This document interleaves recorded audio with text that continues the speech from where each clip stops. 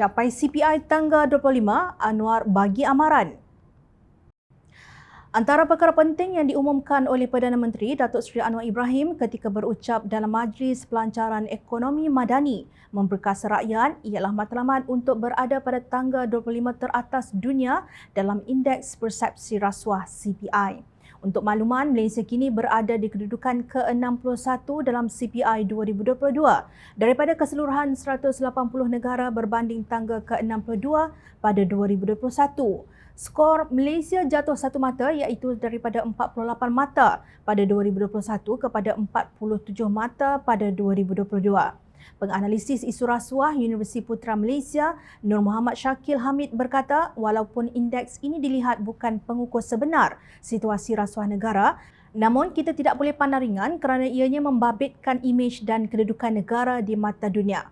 Penetapan sasaran dan matlamat untuk berada pada tangga 25 teratas dunia dalam tempoh 10 tahun akan datang adalah dilihat sangat wajar, perlu dan signifikan. Ironinya, penetapan matlamat ini membuktikan komitmen dan iltizam pihak kerajaan, khususnya Perdana Menteri sendiri yang dilihat sangat serius dan agresif mahu membanteras rasuah, salah guna kuasa serta penyelewengan yang semakin membimbangkan di negara kita, katanya. Tangkapan demi tangkapan serta pendakwaan yang dibuat oleh pihak berkuasa membuktikan rasuah semakin mengakar dalam kehidupan seharian sebahagian anggota masyarakat kita. Terbaru, Ketua Pesuruhjaya Suruhanjaya Pencegahan Rasuah Malaysia SPRM Tan Sri Azam Baki mendedahkan pembabitan pegawai awam grade 54 ke atas dalam gejala rasuah menjadi trend yang amat membimbangkan berbanding 10 tahun lalu.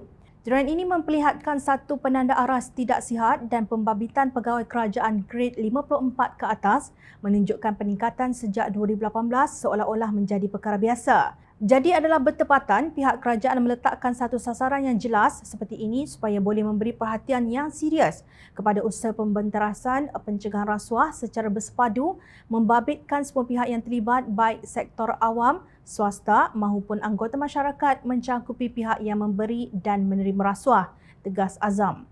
Dalam satu penegasan ketika berucap pada program Sentuhan Kasih Desa Terengganu di Bandar Al-Muktafi Billah Shah 28 Julai lalu, Anwar berkata kerajaan tidak mengizinkan mana-mana jemaah menteri atau pemimpin bawah kerajaan pimpinannya mengambil tanah atau hasil aktiviti pembalakan. Beliau berkata mana-mana menteri dan pemimpin didapati melanggar larangan itu akan dilucutkan jawatan mereka. Beza terbesar kerajaan perpaduan dengan kerajaan terdahulu ialah kerajaan ini tidak mengizinkan menteri atau pemimpin kerajaan ambil seinci pun tanah kerajaan mahupun seekar balak. Jika perkara itu berlaku, mereka akan tersingkir daripada jawatan, tegas Anwar. Sejujurnya bukan mudah untuk membanteras rasuah kerana sudah menjadi satu kebiasaan dan amalan lazim dalam kalangan sebahagian anggota masyarakat kita.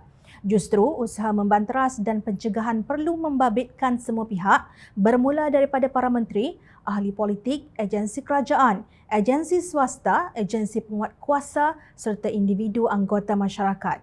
Komitmen dan kesungguhan Perdana Menteri yang mahu membanteras rasuah ini perlu digunakan sepenuhnya oleh semua pihak untuk bersama-sama mendukung aspirasi yang sama iaitu membanteras rasuah melalui usaha dan inisiatif yang sewajarnya.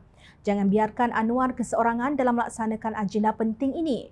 Semua pihak juga perlu menyokong dan terus membantu pihak berkuasa seperti SPRM melaksanakan tugas mereka secara berkesan dengan tidak menyembunyikan sebarang perbuatan salah laku yang diketahui. Sebagai warga negara yang bertanggungjawab, kita perlu menyalurkan maklumat tentang rasuah yang berlaku di sekitar kita kepada SPRM untuk dia ambil tindakan dengan segera. Perbuatan kita yang suka berdiam diri dan tidak ambil peduli dengan apa yang berlaku di sekitar adalah suatu sikap yang tidak wajar, tidak bertanggungjawab dan boleh di-charge sebagai bersubahat. Tindakan kita yang suka menyogok untuk mendapatkan sesuatu perkhidmatan tanpa mengikut prosedur yang betul merosakkan keseluruhan ekosistem penyampaian perkhidmatan di negara kita. Jadi setiap seorang daripada kita perlu menjaga integriti diri masing-masing supaya dapat menyumbang ke arah pembanterasan amalan rasuah di negara kita. Tahniah Datuk Seri Anwar Ibrahim dan Kerajaan Perpaduan Madani kerana telah menzahirkan komitmen untuk membanteras rasuah melalui penetapan sasaran pencapaian untuk berada pada tangga 25 teratas dunia dalam CPI. Kini terserah kepada kita sebagai warga negara bagaimana boleh memainkan peranan agar dapat berganding bahu dengan kerajaan untuk membanteras rasuah di negara tercinta ini.